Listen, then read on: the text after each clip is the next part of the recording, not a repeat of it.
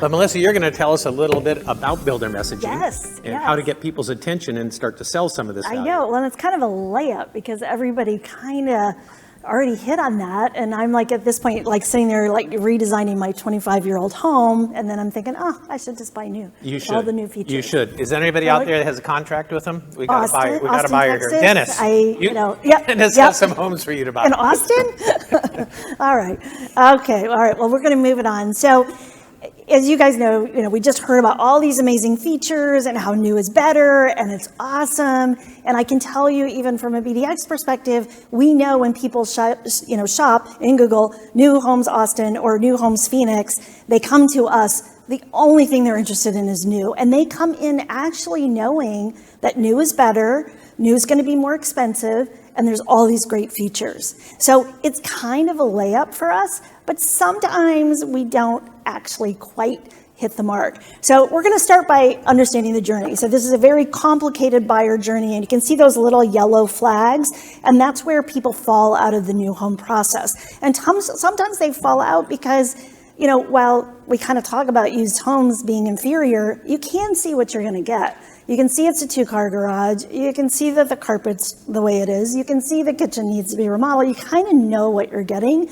New homes are more challenging, right? There are more choices. There are more options. Even if you are kind of an included builder where you've made those choices for them, I still want to understand that. And I still have finished selections and colors and all that good stuff. So very complicated journey. And we did some research a few years ago, and I made a simpler version of this journey.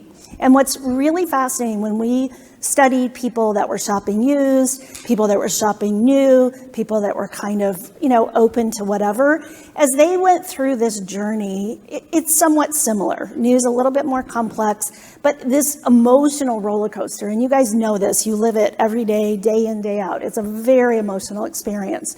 And it's somewhat the same, as you're going through the process. The difference happens once you move in. And this is what happens when you move in. If you bought, this is very polite here, existing, if you bought a used home, your joy is a little bit guarded. You're a little bit stressed because you suddenly realize when you were walking through the home going, well, we can just rip down that wall and we can make a master suite over here and all this good stuff. And you finally realize that's now your to-do list. And you do have to go to work on Monday morning after you moved in. So you're kind of excited, but you're also a little bit tempered.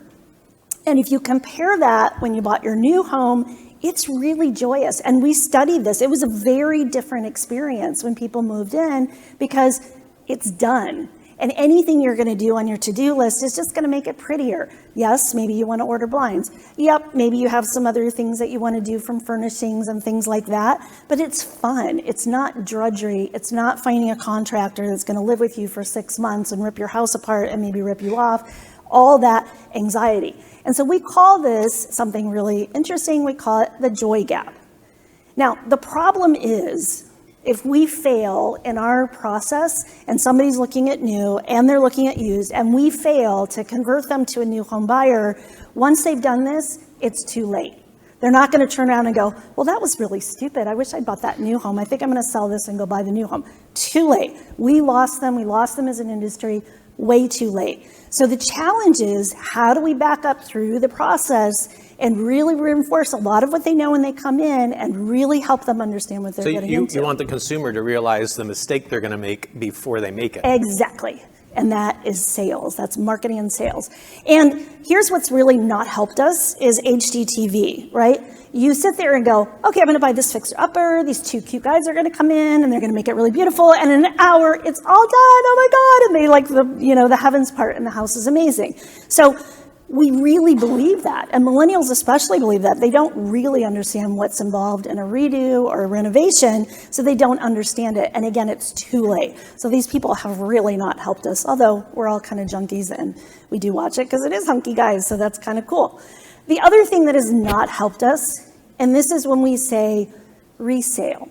That's a very, very polite word for someone else's discarded dream, right? We need to start using the word that really applies, and it's used. It is used. It's someone else's discarded dream. And this term of new home being applied to used and new homes, it's really been hijacked right? It's used by real estate agents. We use it. We're very polite. We say resale. No, it's used. It's got toenail clippings in the shag carpet. Let's be really real. Sorry. Now, is that a value added? Hold on, is that a value added feature? You're getting it for free, so should we tell them that? By the way, you're getting this home and you're getting 2.5 pounds of toenails. I mean, I'm that's sure cool. there's a customer segment out there, however small, that would be a value add, but for most, no. And think about it. Yeah, and then the next joy thing, and the pet dander you're getting. And I know. And, oh my God, all the stuff you I get just with got an it. A+ from the professor. I kind of feel like I'm learning so much. That's worth an MBA or something, doctorate. All right, so this is what our marketing tends to look like. We're very, very safe. And this is not offensive by any means, but it also is kind of a yawner. It doesn't move me at all. It's very safe commodity messaging. Nobody's going to get in trouble with this messaging. The problem is when we study as consumers were going through and we're like, okay, well, how do we keep them from making this really god-awful, like life-ending decision to buy used? We studied, and what we found, and somebody said earlier that, ooh, I don't like to talk about anxiety. Let's face it, anxiety sells. Unless you're really uncomfortable, you're not going to buy anything, right? Sometimes you will buy in an aspirational state. Usually you're buying because you have to, you have anxiety, you have a need, you have a fear, all that good stuff. So what we found was fear and humor work. So simple things like buy a used home and your Saturdays are mine. Truly new homes come without costly repairs, right? So it's just kind of planting, and people do kind of know this, except for the millennials. They do kind of know this, but it's like really driving it home. You're going to buy a used home? Really? Yikes. You don't have anything else to do with your weekends? Another one, my new home needs a new roof, right? So again, if I buy the used home, if I make the fateful mistake, I'm going to have expenses that I didn't plan on, and I wouldn't have those expenses with new. And the challenge is, as we go through our marketing and even in our sales offices, because we swim in new, we actually have forgotten why it's so special, why it does command a premium, right? In our sales process, are we actually asking, okay, so what other homes are you looking at? Hopefully we ask that question, right? And invariably they're going to go, oh, we were looking at these used, or they'll say resale homes in Brushy Creek. And do we take advantage of that opportunity going, oh, those were built like in 2000? Yeah, I'm assuming you have a budget, right, for the repairs that you'll be facing in the next few years. That's a very nice, helpful way just to remind them.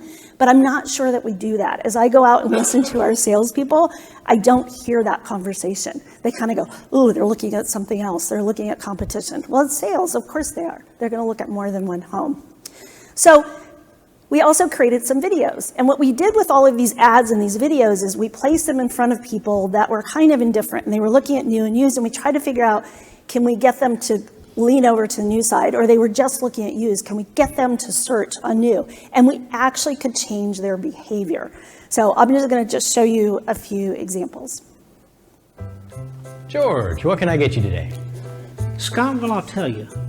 I'm looking for 3 used toilet seats. I'll need a bundle of frayed wiring. And I need some of those screw-in type fuses. And I need about a 10-year-old water heater. You know, one that's about ready to blow and make a mess. What do you need all that stuff for? Well, I'm building a house.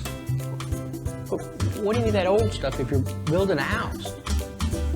Well, I'm building a used house. You'd never build a used home, so why buy one? Visit newhomesource.com. And then I need some tangerine shag carpet, you know, with cigarette odor in it, maybe a few dog stains on it, you know, where they peed and whatnot.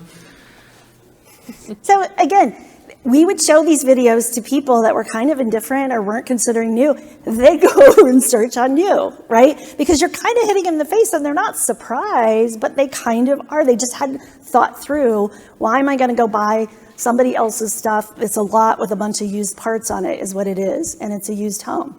So here's another example, and these are going to kind of get a little bit more crass as we go along.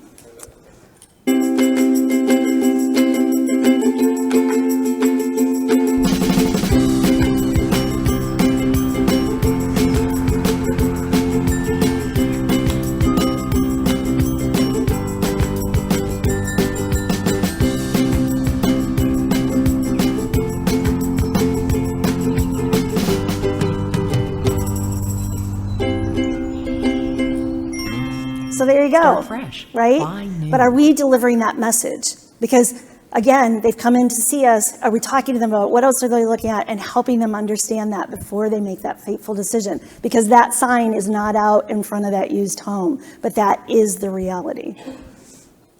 All right, here we go. Let's just really go for it. Let's get kicked out of all John's conferences forever.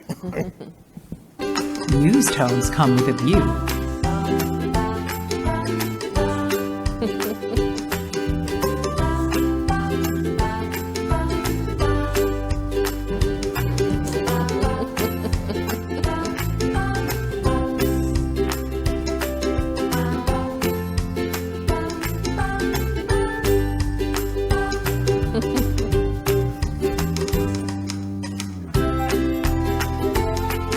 Wouldn't you rather buy new? But Start again, fresh. how is she spending her time? In her new house, she's spending her time with all of these people coming in, fixing all this stuff that's perpetually breaking. And you do have to kind of scare people. You do have to kind of get them to stop and think. Now, I'm not sure you all want to change your marketing messaging to have plumber butt crack in them. That may not be your brand, but there are ways you can train your salespeople. You can make sure in your marketing you're delivering that. And there are builders out there that do a really good job at it. Well, I think it gets back to something you talked about earlier in our previous session, was anxiety. Yes. That we hit on.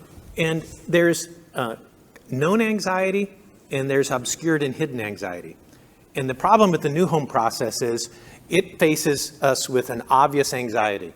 I don't know how much the home is going to cost. I'm not sure when it's going to be ready. Right? I don't know what it's going to look like because it hasn't been built yet. I mean, those are right in your face anxieties. The used home anxieties are hidden. They're the water heater that's ready to blow, but I don't know that it's ready to blow. It's the mold behind the wall. Right. It's these anxieties. But I'm knowledgeable that those things are there, so I have to be reminded of these kind of hidden and obscured anxieties for them to be valued. Yeah, not only that, with the used home, we have this sort of circuit breaker where we say, well, I'm going to get it inspected, so I'll know if there's anything wrong with it. Mm-hmm. And so even if there is anxiety about those things, it's like, okay, well, I'll find out during the process, right? If I need to be concerned about it. But they never tell you the roof passed inspection, but you're going to have to replace it in 5 years. Mm-hmm. And when you replace it, it's $12,000. So will you have $12,000 in cash available in 5 years? That they don't tell you in the inspection. And by that point in the process, you're so invested and you want to be able to say done. yes, that even if the inspector does say, well, this might be of concern, you're more likely to brush it off. You're done. Yeah, yeah.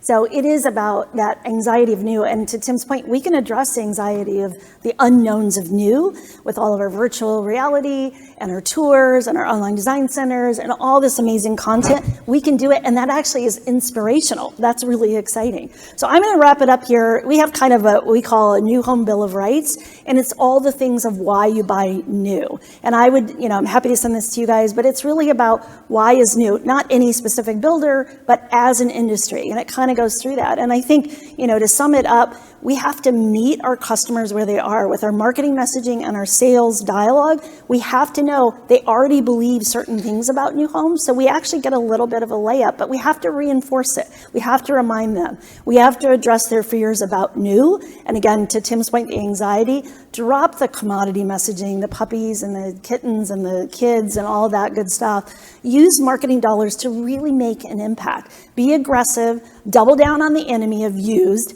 before it's too late. That's it.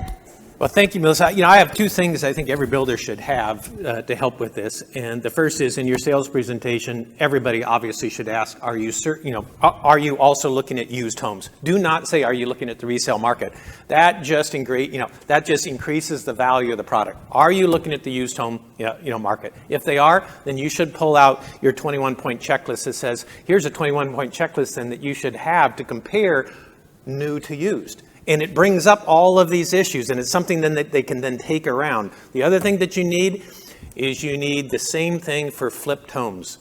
Because they'll say, oh, I am looking at one, but it's been completely redone. Meaning they think the flipped home is a new home because it's been flipped. Man, you should go through.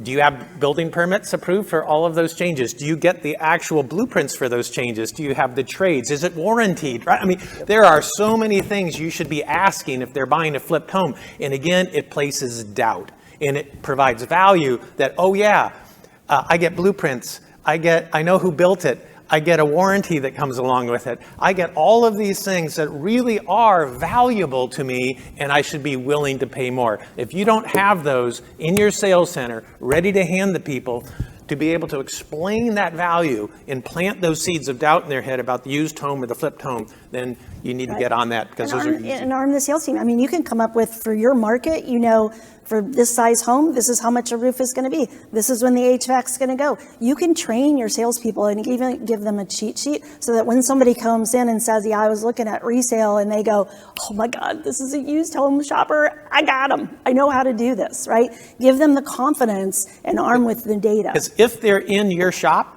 it means they're looking at both. Now your job is to separate new and used. If they're not getting a 20, 30% discount on that used home, then they shouldn't even be considering it.